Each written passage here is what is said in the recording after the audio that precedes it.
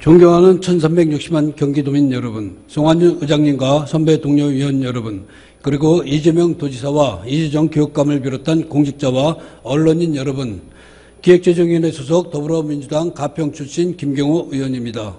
올 한 해 경기도는 태풍 및 아프리카 돼지열병 등으로 많은 어려움을 겪고 있는 가운데 최근 또 다른 위기를 맞이하고 있습니다.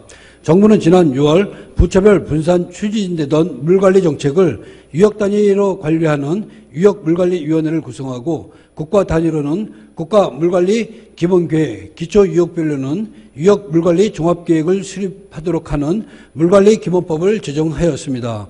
물관리기본법은 국가 차원의 통합적 물관리를 주민과 전문가가 참여하여 유역 중심의 물관리 체계로 나가는 데 의미가 있습니다. 물관리기본법에 따라 환경부는 한강유역물관리위원회를 구성하였습니다. 제1기 한강유역물관리위원회의 구성원을 보면 시도지사 7명, 중앙부처 소속 공무원 8명, 공공기관 4명, 민간위원 22명입니다. 그러나 여기에는 상당한 문제점을 내포하고 있습니다. 물관리기본법은 주민과 전문가가 참여하는 거버넌스임에도 불구하고 위원회 절반이 정부 부처와 공공기관 출신으로 구성되었습니다. 상속 규제로 인한 피해자인 경기도의 지역 주민은 단 한 명도 유촉되지 못했습니다. 팔당 상손의 경기도 급수 인원은 1,378만 명입니다. 규제지역은 총 2,404km²로 총 규제지역의 면적이 94%를 차지하는 경기도는 주민은 물론 시민단체 위원이 없는 것입니다.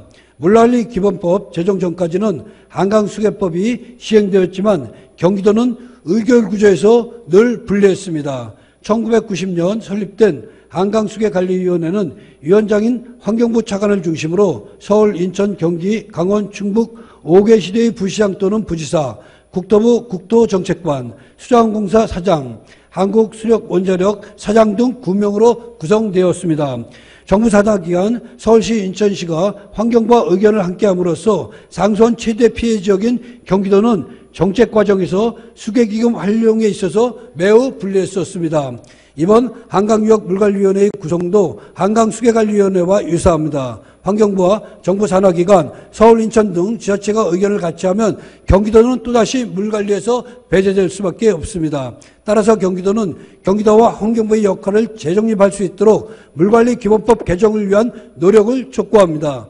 경기도가 건의하고 있는 유역물관리위원회 내 경기도 위원수 확대도 함께 진행하도록 해야 할 것입니다. 환경부는 지난 20년간 수질 개선 비용으로 10조 원을 투입하고도 수질은 BOD 1.1ppm에서 1.3ppm만을 오갈 뿐 수질은 전혀 개선되지 않고 있습니다. 거기다가 COD는 보통 BOD의 2배 정도면 적당한 것으로 보고 있으나 팔당의 경우는 2000년도 3.2ppm에서 2019년 현재 4ppm까지 상승하였습니다. 오염이 증가하고 있습니다.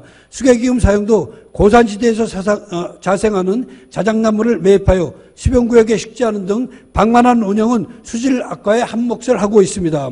이러한 정책의 실패에도 불구하고 환경부가 물관리기본법으로 정책을 장악하여 유역물관리위원회를 운영한다면 물관리 정책의 실패는 불보듯 뻔합니다. 그러기에 지사님, 2,600만 원의 식수원을 가진 주체로서 수질 보전과 더불어 팔당 유역 규제 문제를 해결할 수 있도록 경기도가 물관리 정책을 주도해 나가야 합니다. 또한 팔당 특별대책 규제를 합리적으로 조정할 수 있도록 경기도 차원에서 노력해야 합니다. 경기도는 이를 위해 일괄 규제를 받는 팔당 유역을 보존지역과 준보존지역, 개발지역 등으로 세분화하여 중앙부처에 건의하여 주시기 바랍니다.